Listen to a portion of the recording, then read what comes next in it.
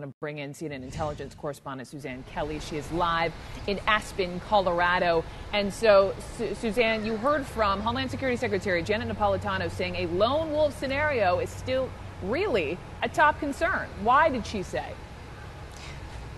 Yeah, well, she actually ticked off a couple of things that are really concerning right now. One is aviation, one is cyber, and one is that homegrown threat that you talked about.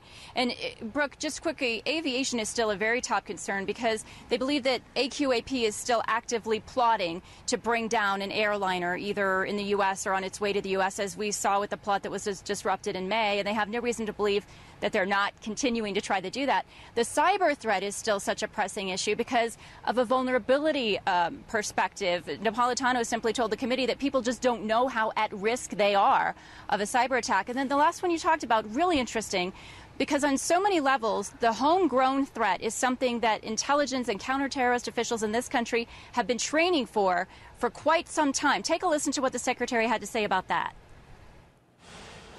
Importantly, however, we also know that violent extremism can be inspired by various religious, political, or other ideological beliefs.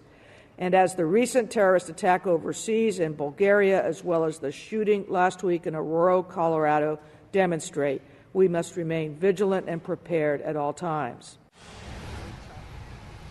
Really interesting end note on this for you, Brooke. Those Aurora police that responded to that shooting last week had actually gone through a DNHS training program, we heard today from the secretary, that teaches them how to respond to incidents where there might even be multi-shooters. And that's the big fear, that one day there will be an attack that sort of resembles the 2008 attack in Mumbai, where there are multiple shooters all at once. That's their worst nightmare.